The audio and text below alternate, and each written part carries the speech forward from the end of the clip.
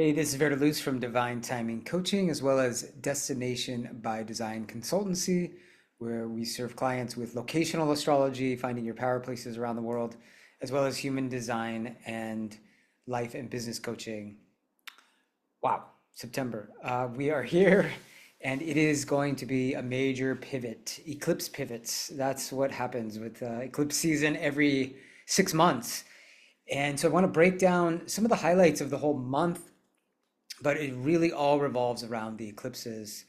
And we're going to look at some themes that have been with us definitely since March, April this year. Uh, a lot of those themes, a lot of the energies, maybe some of the people, some of the experiences from that time will be re-emerging at this time. And in September, we also have Saturn going retrograde, which starts to begin this really interesting journey where we had all these planets changing sign, the outer planets. Pluto will stay in Aquarius now, but we have Saturn and Neptune go into Aries, be conjunct all summer. Quite intense, quite strong, birthing something very, very new for all of us in a new area of our life, a new house for many years. But then Saturn is going retrograde back into Pisces now. And we also have Neptune going in retrograde into Pisces again in October, November, as Uranus also goes back into Taurus from his first degrees of Gemini. So this is interesting because the end of the year almost looks like the beginning of the year, but this month of September is a major crux. And I use the word crux pretty intentionally because crux is like cross, and we can really feel like we're in this moment of crucifixion. What does that mean for us? Well, we're in a Virgo Pisces axis right now. And this is the axis most associated with the path of devotion, sacredness, spirituality, divine awakening. And all of this is really present for us. But it's also an axis of high degrees of criticism, sometimes control, and escapism and projection. And this month, these themes are really strong for us. And so we have to be quite careful, full of care this month. And it's one of the reasons I'm offering a training called Path of the Mystic, which is going to bring these worlds of theology and astrology together in astrotheology to demonstrate how we can take the teachings, the profound perennial teachings of the Bhagavad Gita, which is all about devotion, right? It's a very Virgo teaching on many levels, but also quite Pisces. So we're going to show how the Bhagavad Gita, as well as A Course in Miracles, that beautiful divine transmission that came in the 70s, and is really a tool for accessing the miraculous mind. It's an incredible psychotherapeutic manual. And when we combine the two together, and we're going to also bring in some of the names of Allah, the beautiful names of Allah, the 99 names. These pathways can help us navigate the really intense karmic cycles of September and what might unfold from them. Typically in the month of eclipses, relationships will shift. I call it relationship. And that's necessary for a lot of us. There can be an ending to certain cycles with career, with where we live, with how we identify, with relationships. And this is to create space for the new to come in. So there's a lot of shakeup potential. And it happens, very strongly right around the eclipse dates, but essentially this whole month we're going to be feeling it. The last week of the month is very, very, very intense because of the Pluto energies, the Mars energies. So let's look at how the month starts, and then we'll go deeper into the eclipse. And if you want to know more about how the eclipses are affecting you, again, how do you can use them with this astrotheological perspective.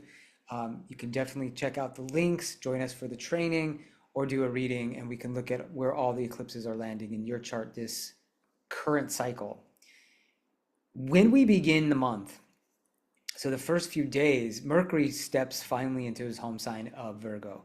This is one of the best times of the year for Mercury and those ruled by Mercury, Gemini rising, Virgo risings, because Mercury functions very well in this sign. He's detail oriented, he can craft messages, he can fix things, both physically, Virgo is a physical earthy sign, but also very analytically and mentally.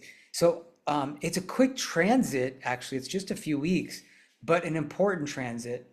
But it starts off a bit rocky, shaky, quaky, nervous, anxious mentally because Mercury and Uranus are square.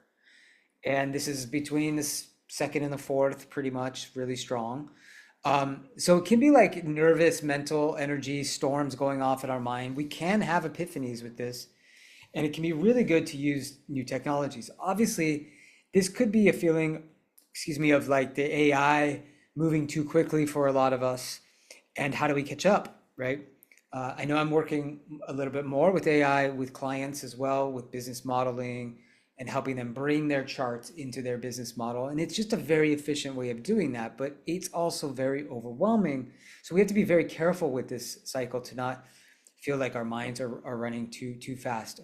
Sometimes tech glitches can come up with this, or sudden changes or disruptions in our plans. And so we need to be ready for, some adaptation, always with Uranus, to be malleable.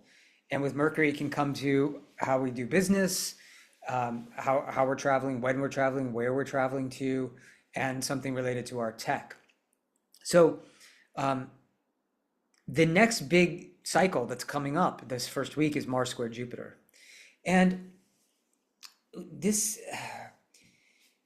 I think this can be a very sensitive transit for us, especially around relationships. Jupiter's in Cancer, which is a great position for Jupiter. He's exalted in the sign of nourishment, nurturing, caregiving, protection, home. But the square with Mars in Libra seems to be something that we might defend ourselves, or a certain perspective on what is balanced or not, or equal or fair or not in relationships. And it can really come into this very kind of heart, even stomach kind of feeling of like, I don't feel safe here. And there can be some passive aggressive energies always with Mars and Libra. Mars is a warrior and he's in the sign of the peacemaker. And there's like, well, I'm just not going to say this. And that, that doesn't solve anything. And that's going to really change at the end of the month once Mars goes into Scorpio. And it's just going to be very like, let's cut right to the core, right? Get right into the shadow. Mars and Libra will see maybe the shadow, but then just want to try to skirt past it, or be more surface just to keep the peace. But something is brewing that's probably going to erupt at the last week of the month when Mars squares Pluto. But what makes this complicated with Mars Jupiter, there's a defensiveness around a perspective at times, or something can get overblown, a self-righteousness, something that feels like we're almost like legally defending something really, and it's like a standoff. So it leads us to the eclipse. We can work with this, right? We can get more clear on what those balance and fairness ideas really are. But we just have to be really careful with being too self-righteous with this. So if we move this forward, we're going to go right into the eclipse on the 7th. This is the Pisces lunar eclipse. Here it is. Okay. So that day of the 7th, into the 8th in parts of Europe, a little bit later on the 8th in like Australia, but we're going to be feeling this really strongly. This is right after Saturn goes retrograde. So let's talk about this, because this is really starting to highlight again the Pisces sector of our charts, whatever house that's in. Now Saturn has gone back, say, okay, there's going to be, this is very karmic. There feels like there's very karmic things, or like a reckoning happening in this area of our chart. Unfinished business, right? If it's the area of career, the 10th house, we have something to complete there, or some bigger burdens and heavy weight there. We're going to feel that wherever Saturn has gone back into our chart retrograde in the sign of Pisces. So look at this area, because this is also where the eclipse is landing. And it's interesting because it's a lunar eclipse, right? Full moon energy, very emotional, very intense. But also it's an eclipse that is like a north node eclipse. And usually we think of the north node connected to the solar eclipse, like something new, right? But this is interesting because there's something here that's like wanting to be surrendered, or feeling a feeling of sacrifice, or kind of spiritual release. I think the ego is going to get very challenged with this eclipse. And there's important information. This is because Mercury is part of this eclipse here. Mercury will be about 8 degrees away, but still giving us some key information that will, continue to increase in its importance over the week after. Some kind of revelation. Now, ideally, with the Pisces eclipse, we want to really create, well, an experience of hopefully ecstasy and divine intoxication, right? And this could be through trance states, through dance, through a beautiful medicine ceremony, or breath work, deep contemplation and meditation of the great teachings. That's part of why I'm doing this teaching this weekend as we go into Path of the Mystic. So we can all access that mystic part of ourselves. But it's like, you're walking on the beach, right? And there's this feeling of being taken to another world. And the footprints are walking and the tides are rushing in. And there is a sense of something that may have been built up or constructed that is going to be washed away during these eclipses. And it might have something to do with like what's healthy for me or not, right? What's serving the highest purpose. And it's very important for us to ask really deeply and connect with spirit during this time. That can also be through like the pendulum, right? Or more oracular techniques and tools. It could be the tarot. It could be a time to also just activate our intuition really deeply. If we're, more clairvoyant or clairaudient or clairsentient, really activating those senses can come up really, really strong. Those 6th, 7th, 8th senses. And really connecting with our muse. This could be a great time for creativity, the Pisces eclipse energy. Imaginations, channeling through writing or painting or drawing, dancing. We're going to be doing journaling in our training as well, journaling with some of the concepts from the teachings. So,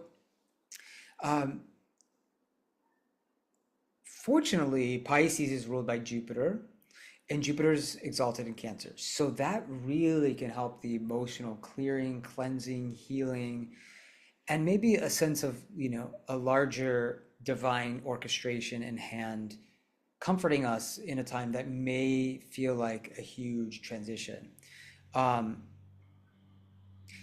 You could also look back 9 years. This was the last time the Pisces Virgo eclipses were happening. So let's say 2016, some of that time, but also look back again 6 months, late March and early April. You can even go back 18 years and think about these themes of compassion and forgiveness and karmic, doors opening and closing. This also can bring up illness and healing for us. These two signs have to do with that. And, Pisces can be more the mental health, whereas Virgo is usually more of the physical health. And so we might want to increase our health practices. I do some medical astrology work as well, if you're interested in studying that, or human design for health is also very, very insightful, using different ways of accessing even these unconscious imprints of health. One of the things that I know really moved me in my career was when I studied past life regression work, and specifically deep memory process. And when I've worked with clients and myself, we look at how the body is holding the stories of karma. And we might have the story of not feeling like we're good enough, or that we might have partners that always leave us. That's the story we tell us, but then that's in our bodies somewhere. It's holding patterns, you know. And so body wisdom comes up very strong during Virgo season. So let's pay attention to that during these eclipses. There can be a lot of fatigue during the eclipse window, especially those 2 weeks between, but really this whole month. So getting more rest and tuning into the synchronicities, the signs, the symbols, that's also, of course, very Piscean. Okay, so, yes, very big energies going on here, right? We're setting the stage as well for this. Let's go forward here a few days. So,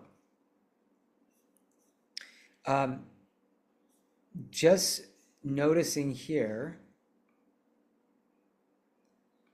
this Moon-Uranus conjunction on the 12th, high nervous energy, but also the potential for a lot of epiphanies can come around that time, and awakening process. Now, here's the day, and this emphasizes what I just said. Mercury is Cazimi on the 12th. Cazimi is when Mercury and the Sun are together. So it's like the messenger is, going to the court of the king and bringing a divine transmission through. So really, if you want to give a message or pay attention to messages, the 11th and the 12th have a lot moving in them. And one of the things that I think makes it so significant too is, Mercury has just crossed the South Node. You see that, like just the day before, so on the 11th. So there's something, it feels like, even that we can all harness from other lifetimes, or from any patterns around being overly critical or analytical or too detailed, but also maybe the path of service and what that really means in our life.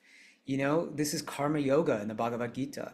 This is offering everything we do to the Great Spirit, to God, to Krishna, to Source, to Allah. And I think this month really makes us aware that we are not the ones who are doing, as Krishna says, we are being done through. And sometimes that comes as a revelation because we get sick, for instance, and we realize how fragile we really are. And this is one of the beautiful things of calling on the names of Allah in the Sufi and Muslim tradition, is that we realize that there's this one divine actor who has all these attributes, and when we are generous, we're expressing Al-Karim, or when we're being in a healing role, we're expressing Ya Shafi, and we can call on that energy. Ya Shafi, bring healing to me now, or bring forgiveness. One of the main themes this month, Ya Ghafur, Ya Ghafur. And so it feels like the 11th, 12th is really something significant with this devotional message, dedicational energy, karma yoga, and something we need to clear from our soul's history. And this is also moving us soon here as we get to, so if we start to look around the 16th, you're going to see Mercury opposite Saturn. The Sun starts to oppose Saturn. And then Mercury is going to go into Libra here. So why this is, and then the next day on the 19th, Venus goes into Virgo. This is a big window, 18th to the 20th, because we start to move into this feeling of some kind of mental or communicational stuckness, challenge, some tension, because Saturn wants to constrain what we're communicating.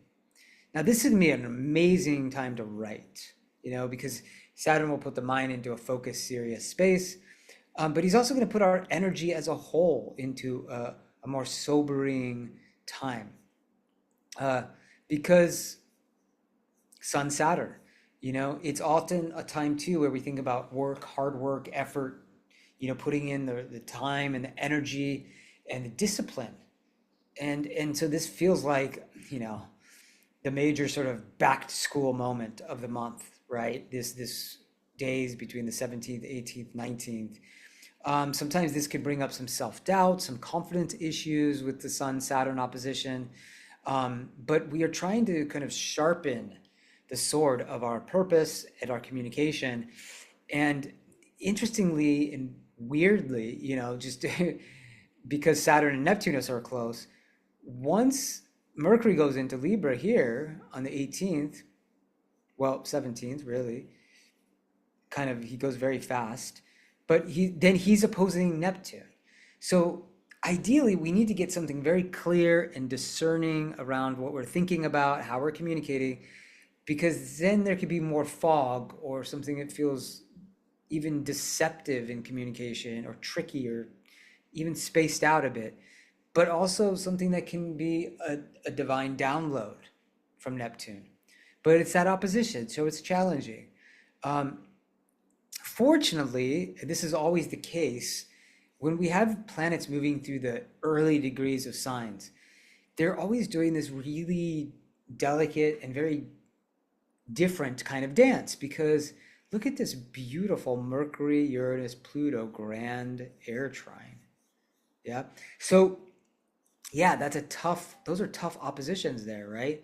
But then you have this like, whoa, we are having a major breakthrough, Uranus trine Mercury, that can empower us to impact the world more with Pluto, right? I think this is something huge with AI or tech, some big announcement or a great few days to just download like crazy, right?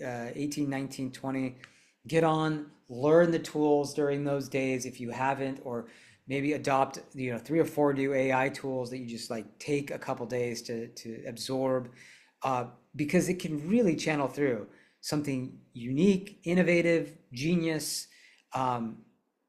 Great time to work with metaphysics, astrology, do a reading, do consulting. Unexpected solutions can come with this, something very liberating and transformative at the same time. We love this, right? And especially if you have planets at the early degrees of the air signs. Then, a few days after, the sun will hit there as well. That's going to come between, let's say, September 21st and the 25th. But before we get there, we have a lot to talk about, because Venus goes into Virgo on the 19th. Now, this starts to bring up some challenges for us, because she's in the sign that's quite challenging for her. Like, this is called her sign of the fall, as opposed to her exaltation in Pisces. And it's just essentially that every planet has this kind of dignity. It functions better or more naturally in certain signs. So Venus in Virgo, her challenge there is that she's not this romantic and cinematic and sort of magical Piscean goddess, or very sort of pleasant and social and charming in Libra, her home sign, or very like sensual and embodied and very dancey and earthy in Taurus. In Virgo, she's a lot more critical of what's not working, especially in relationships, or maybe in terms of finances. She can hold back. She doesn't want to spend in the same way. That can be a good thing, right? That can be healthy. She's definitely asking what's healthy or not in relationships, and in my financial spending, my investments, and in my even in my art, right? Like in my value, my time, right? She's very resource sensitive here, and so she's a little bit like more nitpicky. But this could also be someone that we all channel during this month that is more like the high priest and the high priestess, refine my energy, eat healthier, right? Less is more, right? Be more, let's say, tantric in how we eat, right? One bite at a time, right? And not this big Leo feast that she's been in, She's been kind of dramatic until this point, and maybe sometimes over the top in Leo. Very fun. We wouldn't use the word fun for Venus and Virgo, but she's hardworking, and she's a devotional goddess.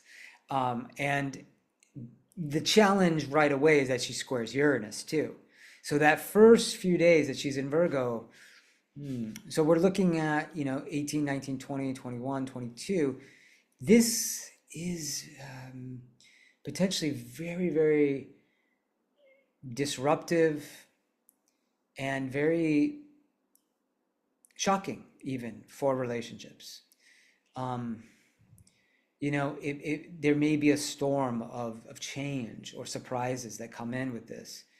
It's always a chaotic type of moment around our money, our values, or our relations when Uranus and Venus are in, tight, challenging aspects. Um, and we're right in the middle of the eclipse window. Actually, we're moving towards, and this is why this becomes so intense, because here on the 21st, it's going to be, again, if we look at the exact hours, here is 29 degrees of Virgo, solar eclipse. And that's interesting because it's the end of the Virgo. It's the end of the season, actually, officially, the end of the summer season. Something really feels like it's like, oh, this is it. This is over. This is ending. This is completing. Well, and we've been in the harvest season. So maybe it's also something we've been harvesting that's like, okay, boom, let's bring this forward now. But it's probably been with us for a while, right? And it's like, okay, I've crafted it, Virgo, long enough, right?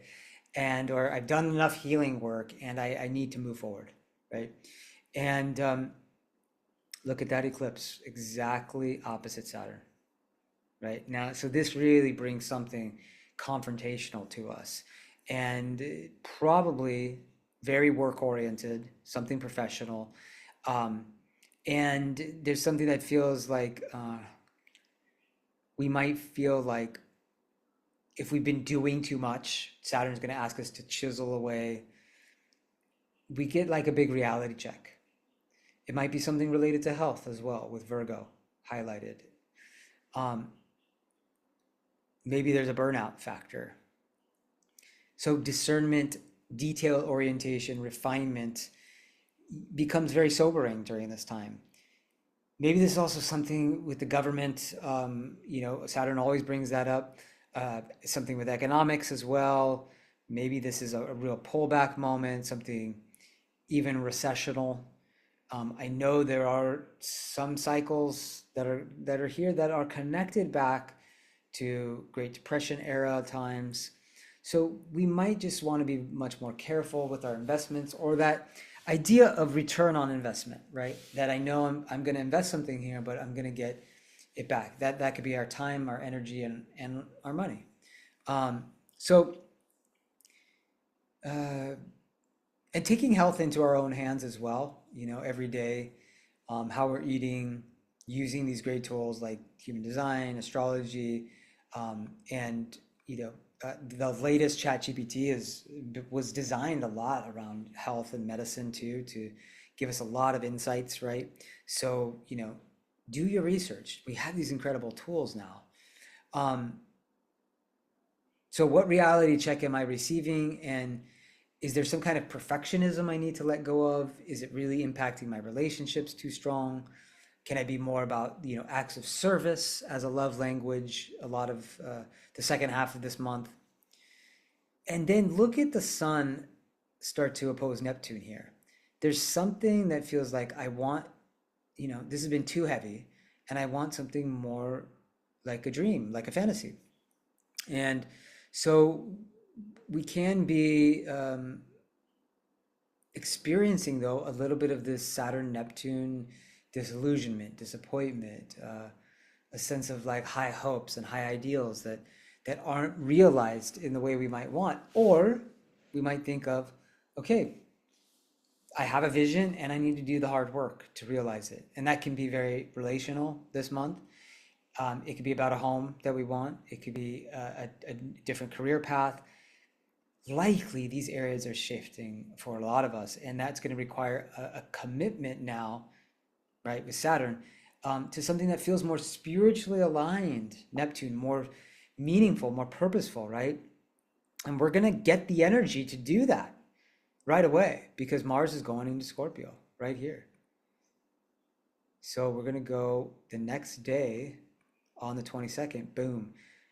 Finally, out of like that wishy-washy, indecisive, sometimes passive-aggressive Mars in Libra into Mars in his home sign of Scorpio, where we're going deep, and we're gonna act, and we're gonna act in a way that like accomplishes things. There's a more intense energy with Mars and Scorpio. It wants transformation. It wants to deal with the shadow, and it wants to empower itself and others and learn how to partner in deeper ways, which is going to mean some compromise. But the challenge in the first week that Mars is here is that he's squaring Pluto. So already Mars in Scorpio is very Plutonic, right? He's very transformational. He's very in the underworld. But the square to Pluto is potentially very cathartic and even sometimes violent, very very competitive. Probably this will be great, like in American football, there'll probably be some great you know uh, games during that week that this is happening.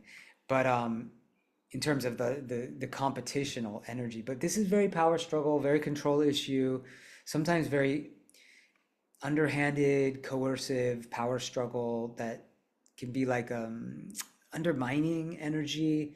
It's dark, you know? And so we have to look at our own shadow during this time. And it's a brilliant time. I have a book called Zodiac Shadow Play, and it's actually working with the Scorpio archetype. This would be a brilliant time to do deep Scorpio work, looking at our own fears, looking at our attempts to create power over others versus power with. And so that's our test with this transit.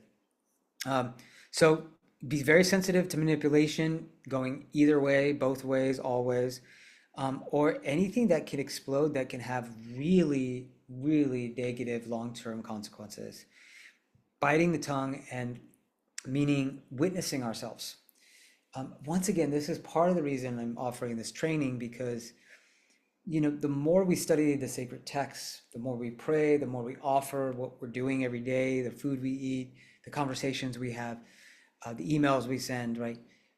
The more we can really turn back and tune into the divine, especially this month, then when this kind of transit comes, we can witness the reactivity instead of defaulting into the anger, the frustration, the explosive reactivity that can have such a charge that can have really destructive qualities to this. This is very, like a bomb going off.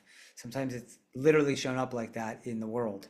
So we need to be quite aware of this and let the shadow be brought to light to be transformed, and hopefully to go to a higher level of consciousness through this.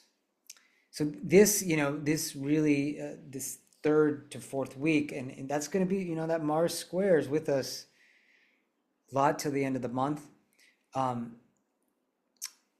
Mercury's in Libra during this time, so there is a lot about fairness and equality and relations. Obviously, the sun is there.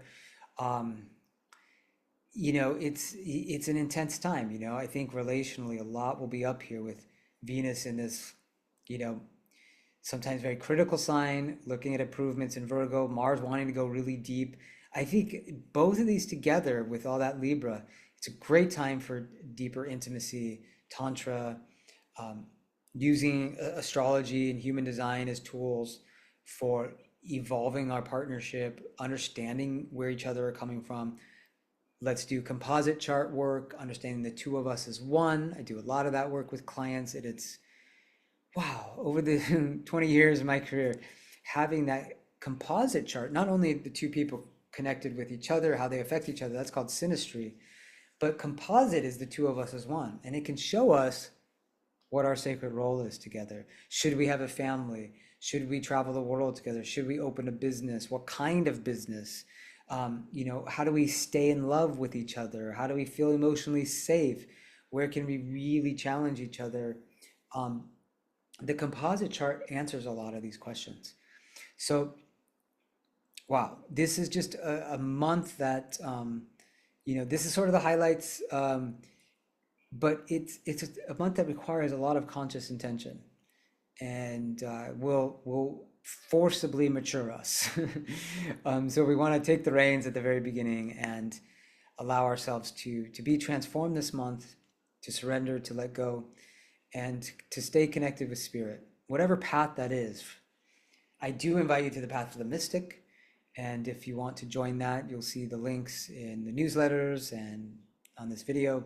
So may these eclipses transform you, move your soul back home, back to source, back to the eternal, and wishing you well, wishing you health and happiness.